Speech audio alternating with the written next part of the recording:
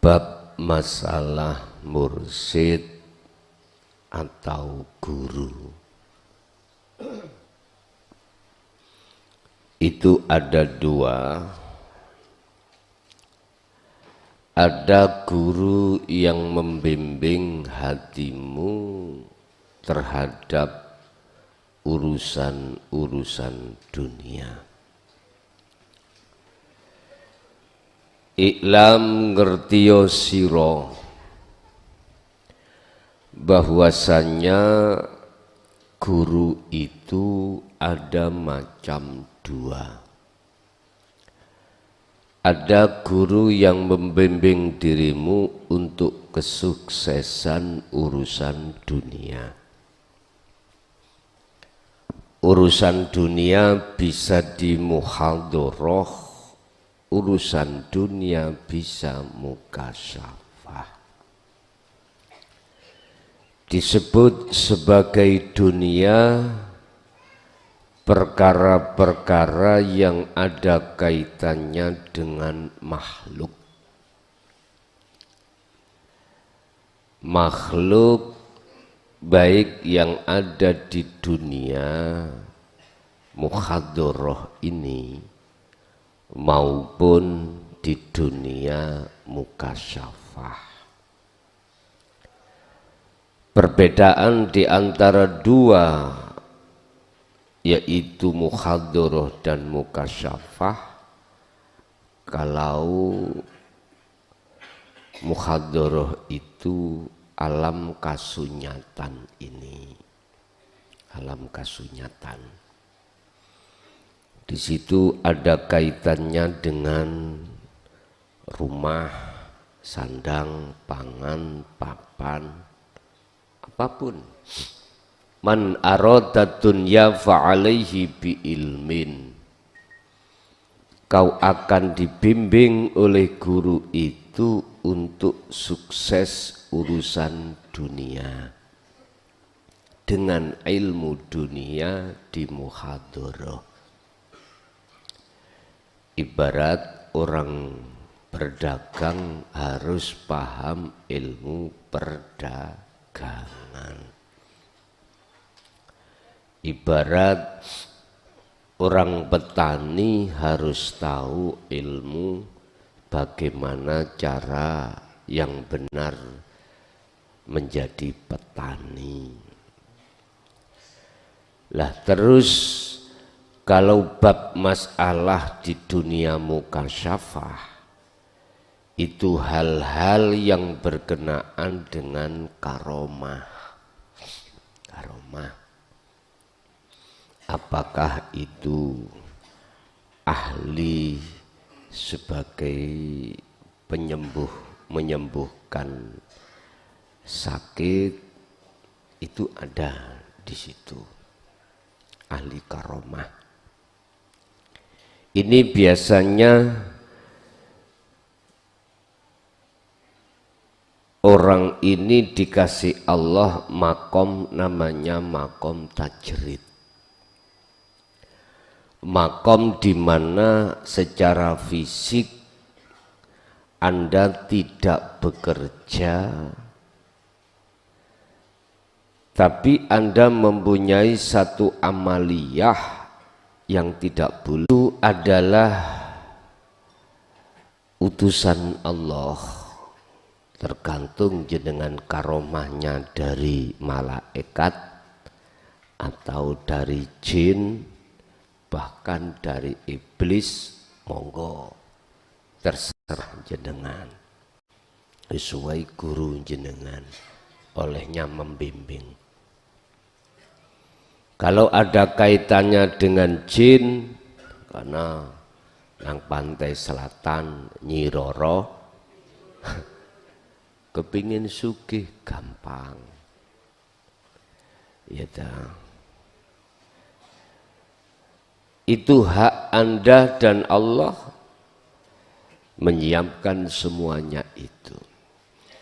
Tetapi yang kami bahas di sini adalah guru yang berkenaan dengan membimbing kita untuk menuju akhirat.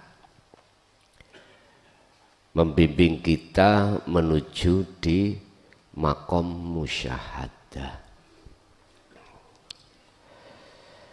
Apa tugas-tugas yang harus dibawa oleh sang guru akhirat ini dan panjenengan yang ada di sini? Walaupun mulai belajar itu sudah termasuk salah satu golongan yang dipilih Allah untuk menjadi guru akhirat. Laksana jenengan ini adalah orang-orang dalam perjalanan, musafir. Musafir. Istilah Kanjeng Nabi, linuriyahu min ayatina innahu huwas sami'ul basir. Beliau diperjalankan Allah untuk menuju dan bertemu Allah di dalam Sidratul Muntaha Mustawa, berarti Mi'raj, perjalanan. Ini boleh kami sebut sebagai musafir. Kalau bahasa syariat, musafir itu salah satu di antara 8 asnaf, 8 golongan yang berhak menerima zakat. Enggak apa-apa. Musafir termasuk thalabul ilmi, iku musafir semuanya. Nah, sebelum kami membahas tugas-tugas Anda nanti ketika saat dijadikan Allah sebagai guru akhirat adalah: pertama, biulumil akhirah. Anda harus mendapatkan ilmu-ilmu yang berkenaan dengan akhirat. Itulah ilmu hakikat. Itulah ilmu tauhid. Wajib jenengan ini mendapatkannya. Setelah Anda mendapatkan biulumil akhirah wa amalihi, Anda wajib untuk mengamalkan. Berarti jenengan wajib melakukan kholwat. Tujuannya kholwat adalah Anda belajar untuk meninggalkan pergaulan terhadap makhluk secara ruhaniyah. Hatimu harus tinggalkan pembicaraan terhadap selain Allah. Berarti hanya berbicara dengan Allah dengan bahasa zikir. Nanti kami jelaskan. Kalau lesan Anda berbicara terhadap makhluk, silahkan. Kalau zahir Anda campur dengan makhluk, silahkan. Pekerjaan ya makhluk, anak, istri, suami makhluk, tetangga juga makhluk, silakan. Tetapi rohaniyahmu nggak boleh berbicara kecuali hanya dengan Allah. Tahapan pertama, Anda 40 hari 40 malam. Tahapan kedua, hatal yakin, sampai mati. Abot Gus, iya memang abot. Tapi kalau sudah terbiasa, akhirnya berat menjadi ringan. Coba sampai jajalah, nanti sampai praktekno sendiri, nanti akan menjadi ringan. Apa tugas kita nanti ketika saat mengangkat jenengan sebagai guru akhirat? Pertama adalah harus mempunyai rasa belas kasihan terhadap murid. Ya. Istilah bahasa saya, jangan pernah kau mengharapkan pemberian terhadap murid, bisa kau yang memberikan. Berat nggih? Mulya nek berat. Gak usah ngaji. Janganlah kau jadi peminta-minta terhadap muridmu, bisa kau yang memberikan sesuai dengan kemampuan yang ada dalam dirimu. Ini termasuk teladani Rasulullah. Yang dimaksud dengan belas kasihan kepada murid itu memperlakukan murid itu seakan-akan sebagai anakmu sendiri. Kata Rasul, innama ana lakum minhul walid liwaladihi. Aku iki bapak dari anak-anak. Nah, iki prinsip lo ya. Jangan punya harapan terhadap pembalasan anak. Jadilah kau matahari yang selalu menyinari bumi. Dan matahari tidak akan pernah minta imbalan oleh bumi. Laqad kana lakum rasulun, sungguh yakti teman-teman ada dalam diri Rasul apa? Uswatun hasanah. Jadi beliau gak hanya membahas ilmunya saja, tapi beliau praktekkan. Nah ini, siapapun kita tidak akan pernah, Pak Bu, tidak mengharap balasan seorang murid kepada guru sepanjang hatinya belum terdasari dan mengamalkan ilmu akhirat. Titik. Ibaratin jenengan dadi guru mursyid thariqah, nggak mungkin ngongkon muridmu urunan. Apa sih urunan itu? Bahasa Indonesia nih? Hah? Iuran, enggak. Kalau jenengan jadi guru akhirat atau mursyid itu enggak kemalan. Oh, enggak kemalan ya Pak. Enggak kemalan minta murid-murid. Ya Pak ya. SD ya maklumono lah, gak lulus. Enggak akan hatimu itu selalu mengharapkan meminta-minta terhadap murid. Ini salah satu ciri betul-betul guru akhirat yang membawa dirimu urusan pada Allah. Beliau itu diajarkan Allah untuk memberi, tapi tidak mengharapkan kembali. Enggak. Kalau masih ada guru yang seperti ini, berarti jelas bukan termasuk guru yang menyeret ruhaniyahmu untuk ke akhir.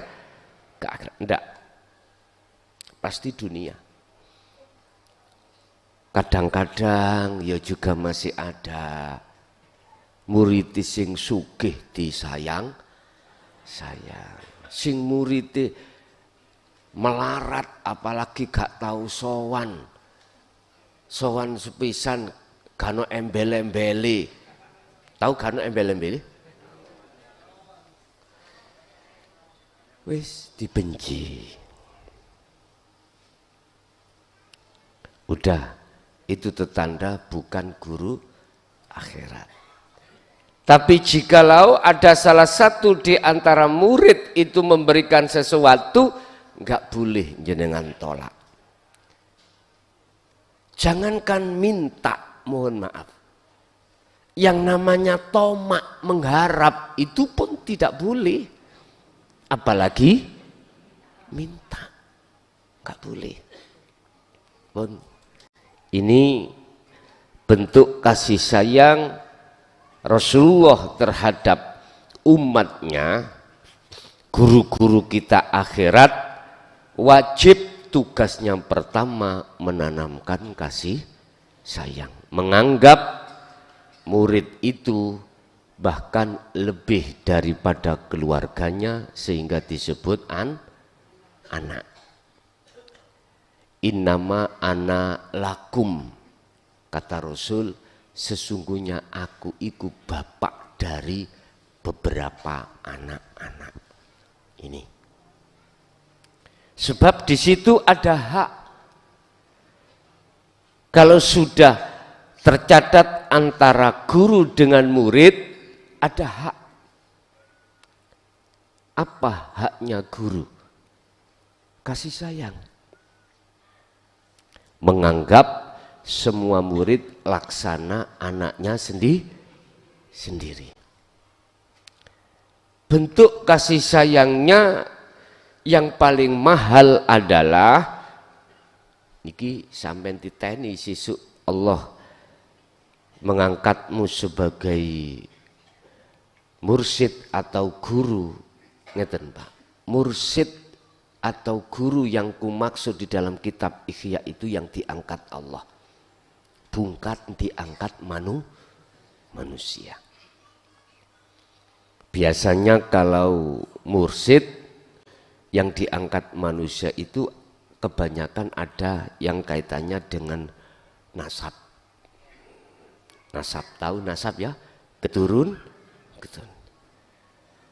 Pak E mau yang membimbing di dalam entah ilmu apa isbah kuno, terus mudun nang anake turun ke putunya turun sama. Kalau ilmu akhirat no, tidak ada urusan nasab sama sekali. Allah sudah katakan in arada syai'an ayyakula lahu kun fayakun. Gusti Allah itu menghendaki pada siapapun yang dikehendaki. Ketika beliau menghendaki sesuatu, cukup bagi Allah berkata kun, nurun ala nurin yahdillahu linurihi mayyasha. Jadi mayyasha itu gak ada kaitannya dengan nasab, gak ada. Siapa yang dikehendaki? Berarti secara tidak langsung jenengan dibimtek Allah. Salah satu tanda bahwasanya jenengan regenerasi untuk menjadi guru akhirat terhadap umat berikutnya. Tergantung Allah. Jenengan apakah tidak jadikan guru di dalam rumah tangga belaka, anak dan istri, saudara, ataukah Allah meluaskan sebagai guru akhirat terhadap umat sekampung, sekecamatan, sekabupaten, seprovinsi, senasional, ataukah itu urusan Allah. Yang jelas guru akhirat ini yang mengangkat bukan manusia tapi Allah Subhanahu wa ta'ala. Tandanya bagaimana? Mereka beliau itu pertama mesti dididik Allah bi ulumil akhirah niki. Ilmu yang ada kaitannya dengan akhirat.